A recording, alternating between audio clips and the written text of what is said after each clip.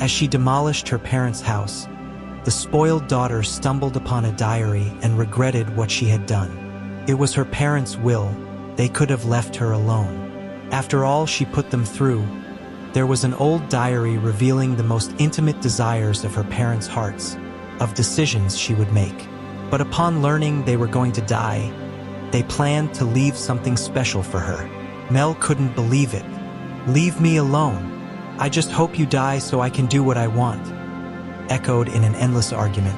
Not so much from the man who seemed tired of having to fight with the arrogant young woman almost every day. A few years ago, he and Mel's mother had traveled to Japan for vacation.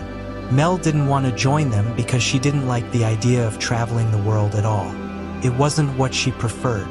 She preferred to stay home chatting with her friends. However, she was very thankful she hadn't accompanied them, because as a result of that trip, her mother fell seriously ill. It was a rare and incurable disease. At least that's what she thought. Her mother had always wanted to travel and see Hiroshima, the site where the atomic bomb had fallen. Being a world history and chemistry teacher at school, she had harbored this wish for many years.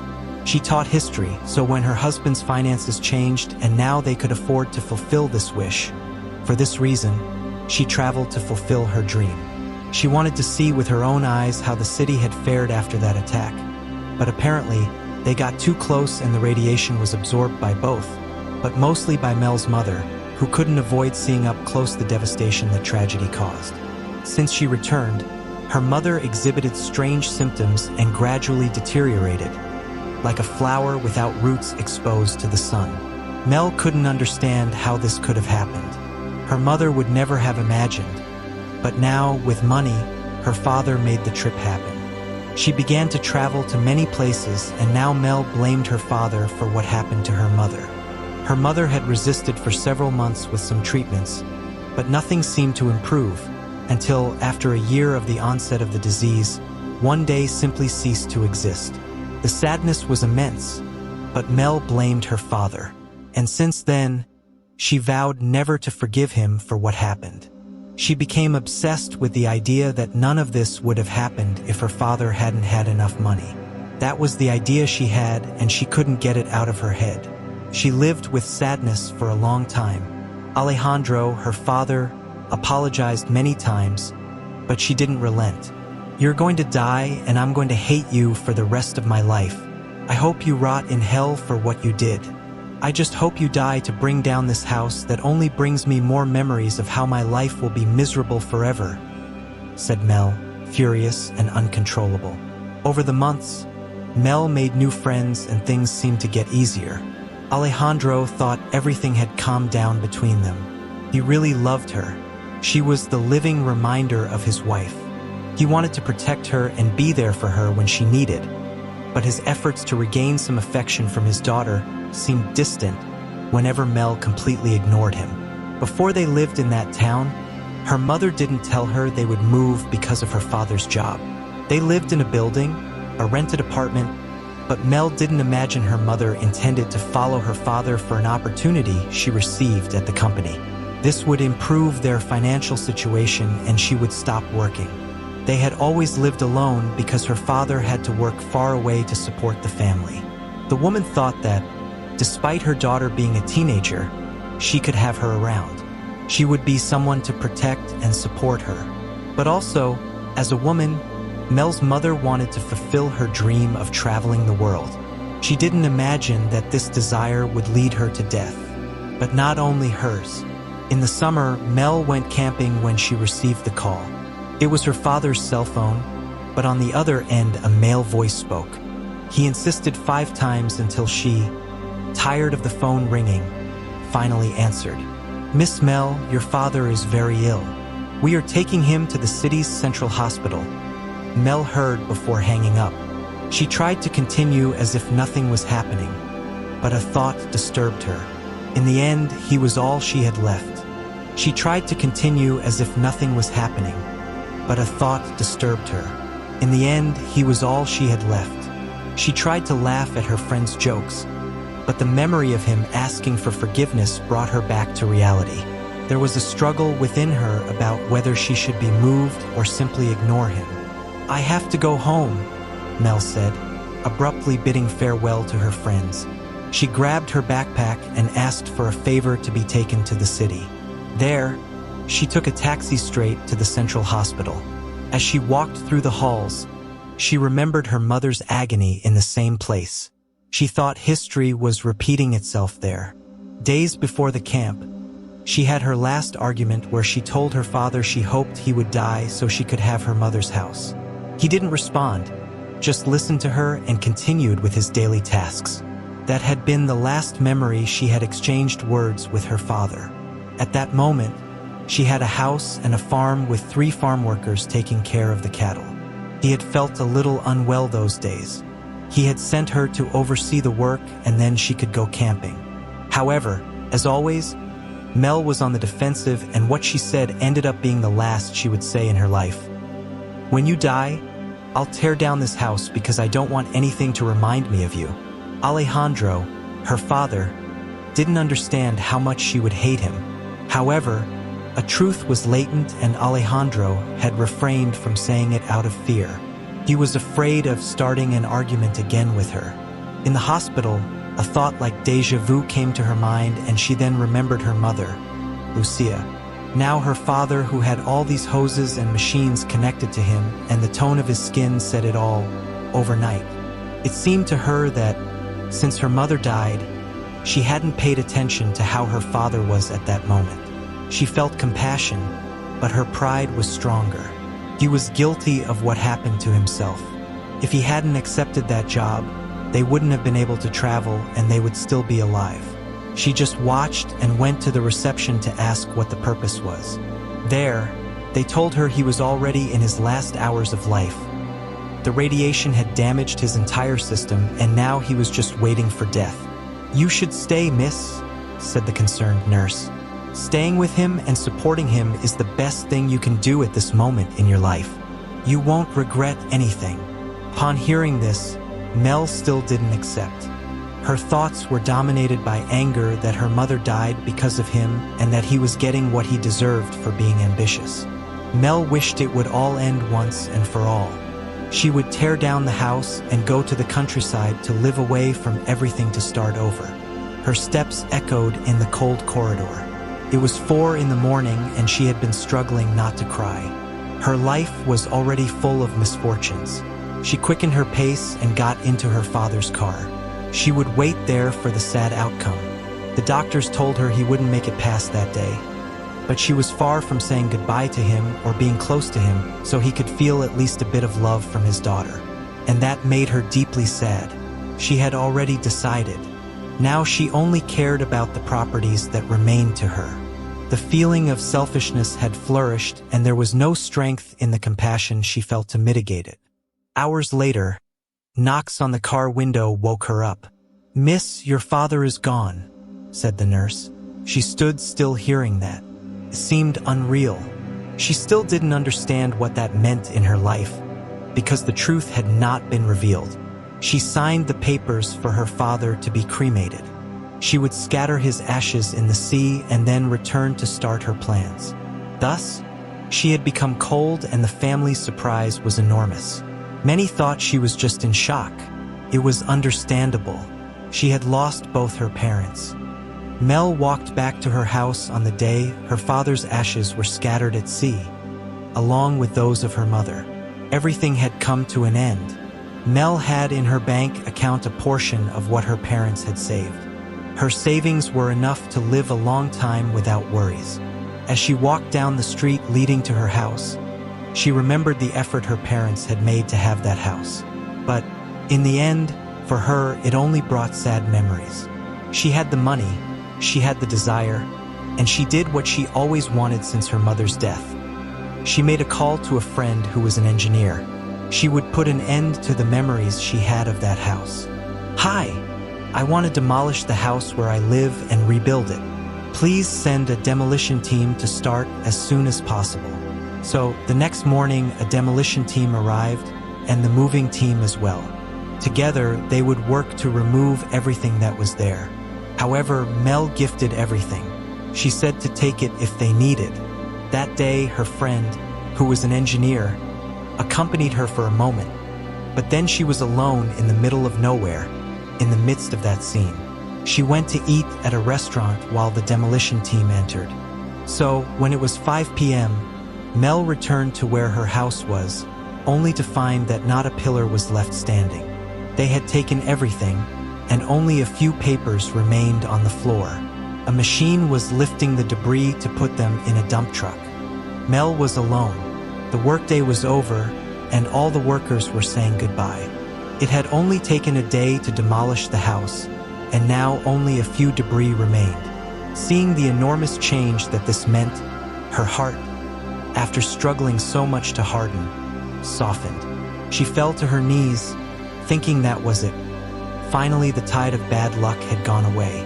However, nothing was further from reality. In the midst of the rubble, she cried. She had been holding on for too long. Her cry could be heard, and her sobs echoed in the demolition site.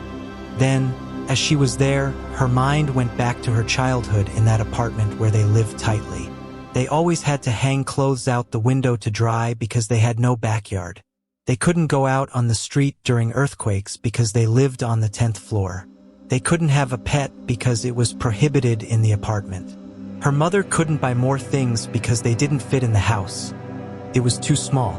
Mel had her bike there, almost unable to use it because it was too much work for her mother to go down the stairs to the ground floor. It was really depressing to have to live there. Now, she allowed herself to demolish her house to build it in a different way and forget the sorrows and all those thoughts that led her to spread the ashes of her mother and father to end those sad memories. However, in front of her, a piece of wall that was still standing showed a drawing that her father had painted in her room. She was there when he did it. She was 14 years old and could almost remember it like it was yesterday. He did it by hand, and it really was priceless. That scene broke her heart into pieces that were already so distressed at that moment. After a few minutes of reflection, upon opening her eyes, she saw some papers and drawings that she had made in school when she was younger. The men who had taken things from the house by her own order had left the papers scattered, as they would not be useful to her. There she was, picking up paper by paper and remembering what it was about. She wanted to say goodbye once and for all to her sad past.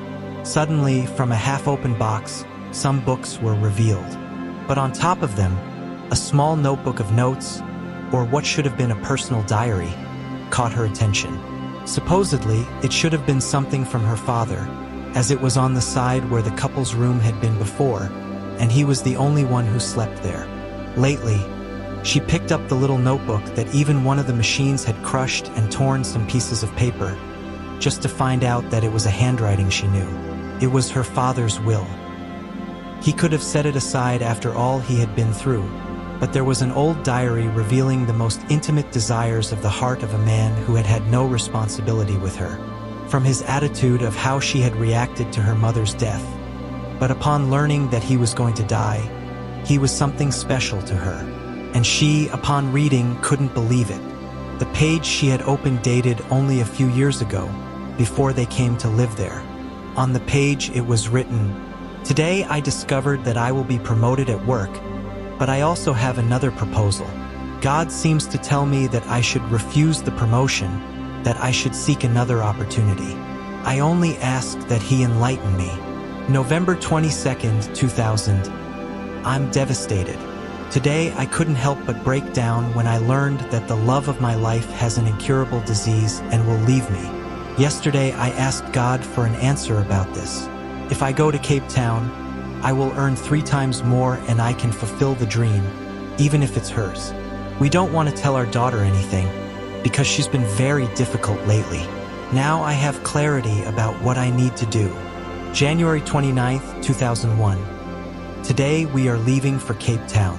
We planned with the love of my life some trips. We haven't even arrived there or started working, but we've already been given an advance. Thank God, I made this decision.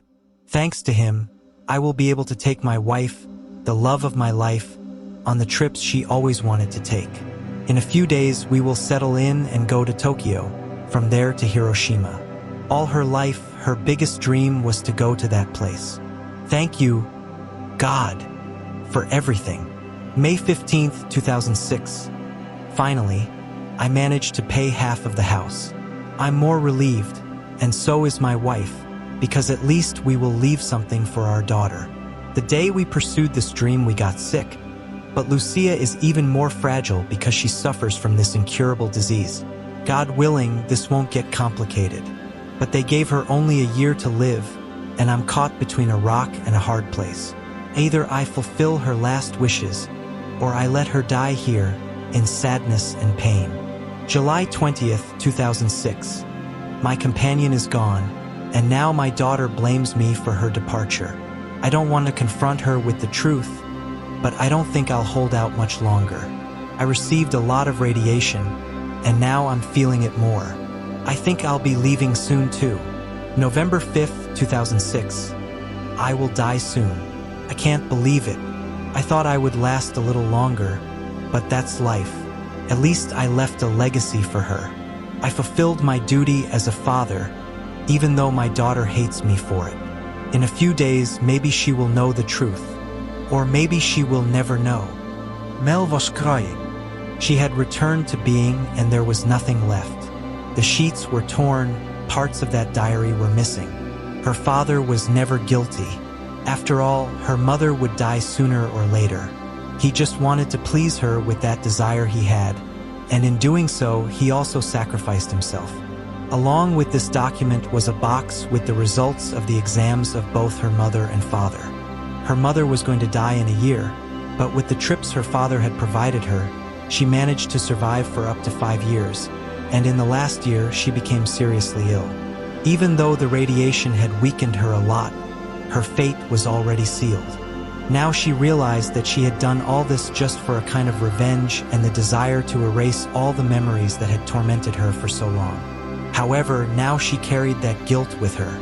The example of love that her father had shown not only for her mother by making her live her last years, but also for his love so absolute that he did not hesitate to risk his own life so that his beloved would fulfill her dream of traveling to Hiroshima. The worst feeling now haunted her, for the way she had treated her father in his last days. She didn't even say goodbye to him. She regretted how she had been so indifferent and cruel, using her pride. Her father's ashes were scattered in the sea as he wished to die alongside her mother, but she couldn't heal that emptiness in the days she didn't spend time with him. He was no longer present. Now it was just moving on. Mel, a few years later, married and built the house according to the original model. She worked every day on her parents' farm to honor them. Although it couldn't be like before, at least she felt that they, from heaven, had forgiven her for her way of acting when they were alive. She became a mother and passed on the story she lived to her son. That was her story, and that's the law of life. Sometimes we go through difficulties so that in the future we can prevent our children from suffering so much. And then we should always be grateful if our parents allow. For our own good, we must accept it. Let's not let pride end these significant and unique moments in human life. Let's make the most of every second, every minute, every day with the people we love. We shouldn't take anything for granted. It's better to say in the end that we did our best, that we fulfilled as children, regretting not having done anything, refusing to do something just for an idea, for pride, or in many cases like this, for a misunderstanding and lack of communication. And so we end today's story. I hope this story reaches many young people. Share it so we can reflect on these things. Don't forget to comment on what you thought of this story. I'm curious to know your opinion. Thanks to everyone who watched so far. See you soon. A big hug and may God bless you.